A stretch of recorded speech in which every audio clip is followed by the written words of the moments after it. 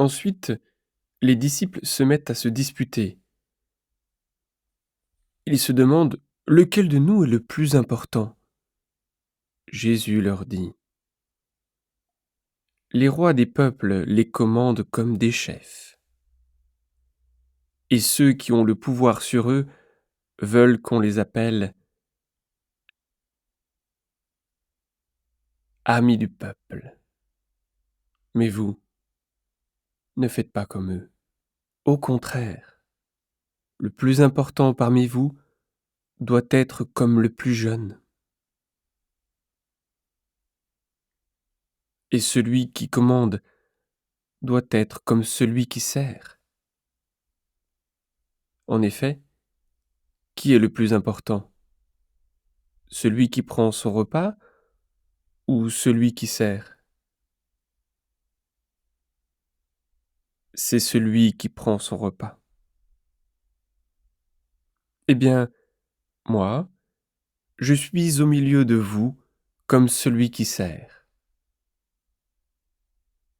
Vous, vous êtes restés avec moi quand on était contre moi.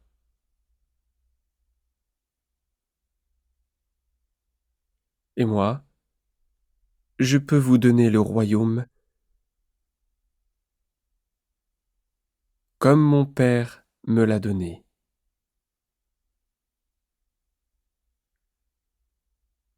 Alors, vous mangerez et vous boirez avec moi dans mon royaume, et vous serez assis sur des sièges de rois.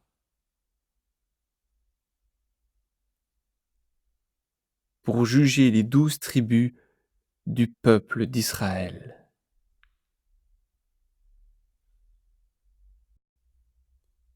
Jésus dit à Simon-Pierre: Simon, Simon, écoute, Satan a demandé de pouvoir vous secouer tous, comme on secoue le grain dans un vent pour le séparer de la paille.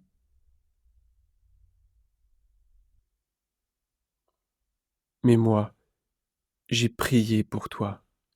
J'ai demandé que tu ne perdes pas la foi. Et toi, quand tu reviendras à moi, rends tes frères plus forts.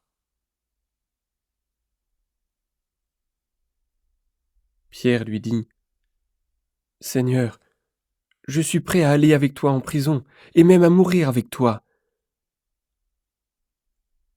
Jésus lui répond: Oui, Pierre, je te le dis. Aujourd'hui, avant que le coq chante, tu diras 3 fois que tu ne me connais pas.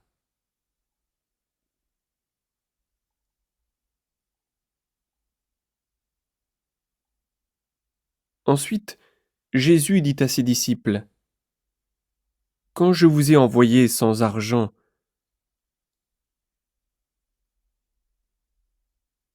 sans sac ni sandales, est-ce que vous avez manqué de quelque chose?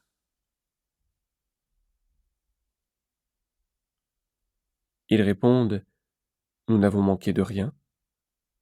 Il leur dit: Maintenant, au contraire, celui qui a de l'argent doit le prendre. Celui qui a un sac doit le prendre aussi. Celui qui n'est pas armé doit vendre son vêtement pour acheter une arme. Dans les livres saints, on lit: Les gens ont pris cet homme pour un bandit. Oui, je vous le dis, il faut que cela m'arrive.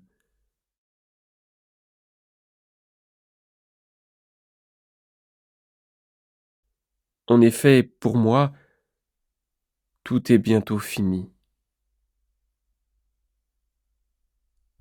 Les disciples lui disent: Seigneur, voici 2 épées. Jésus leur répond: Cela suffit.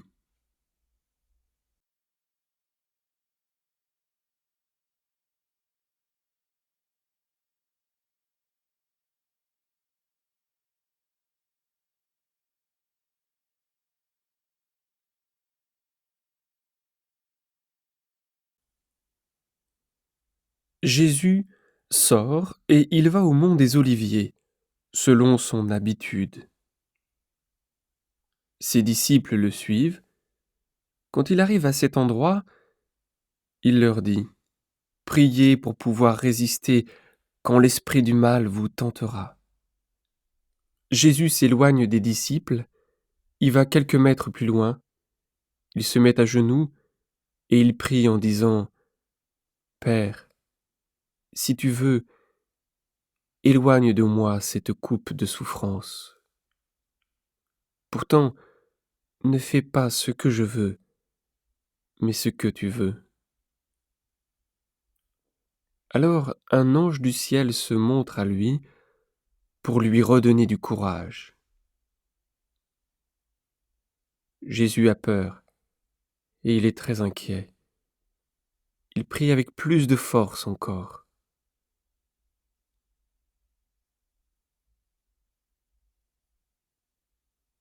Sa sueur devient comme des gouttes de sang qui tombent par terre.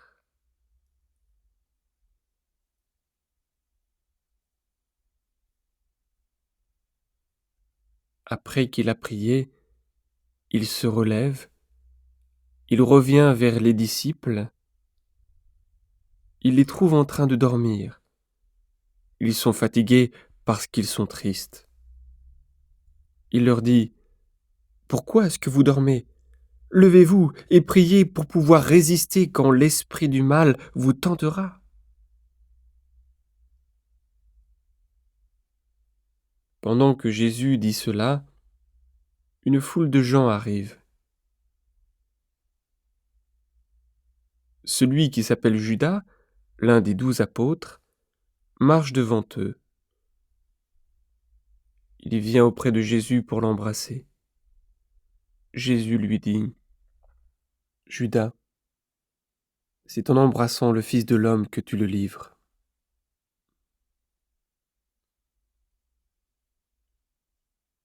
Les disciples de Jésus voient ce qui va se passer. Ils lui demandent: Seigneur, est-ce que nous devons nous servir de l'épée?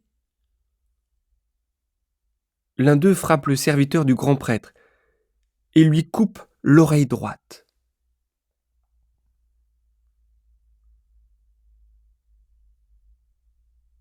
Mais Jésus prend la parole. Laissez faire. Cela suffit.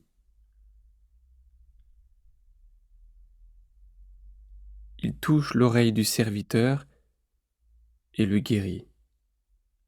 Ensuite, Jésus dit au chef des prêtres, au chef des gardes du temple et aux anciens qui sont venus l'arrêter: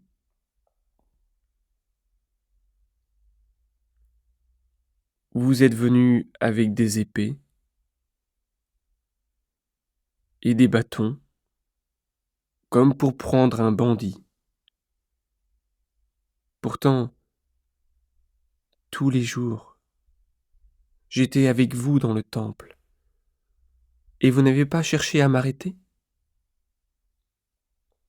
Mais pour vous, maintenant, c'est le moment. C'est le moment où les forces du mal agissent dans la nuit.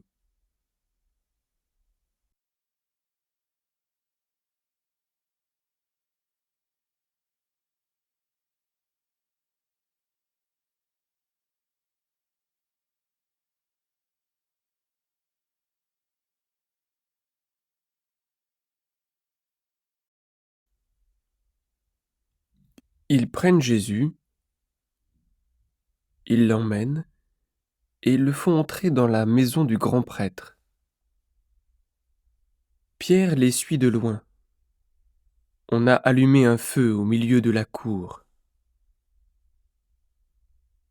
Des gens sont assis autour du feu, et Pierre s'assoit avec eux. Une servante voit Pierre assis près du feu. Elle le regarde avec attention, et elle dit: Cet homme aussi était avec Jésus. Mais Pierre répond à la femme: Non, je ne le connais pas. Peu de temps après, un autre voit Pierre et lui dit: Tu es bien un des disciples de Jésus, toi aussi. Mais Pierre dit à cet homme, non, ce n'est pas vrai. 1 heure plus tard environ, un autre encore insiste en disant, c'est sûr, celui-là aussi était avec Jésus. En effet, il est de Galilée. Mais Pierre répond, je ne sais pas ce que tu veux dire.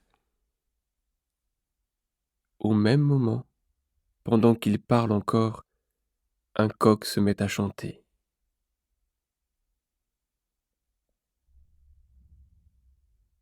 Le Seigneur se retourne et il regarde Pierre dans les yeux.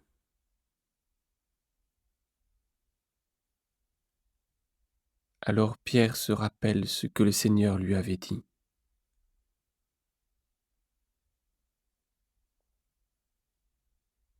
Il lui avait dit, aujourd'hui, avant que le coq chante, tu diras 3 fois que tu ne me connais pas.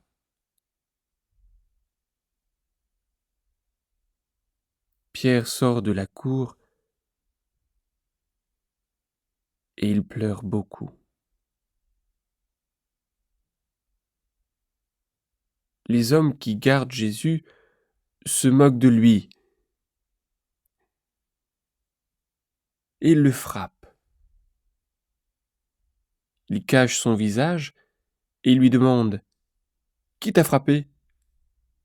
Devine. Et ils lui disent beaucoup d'autres choses pour l'insulter.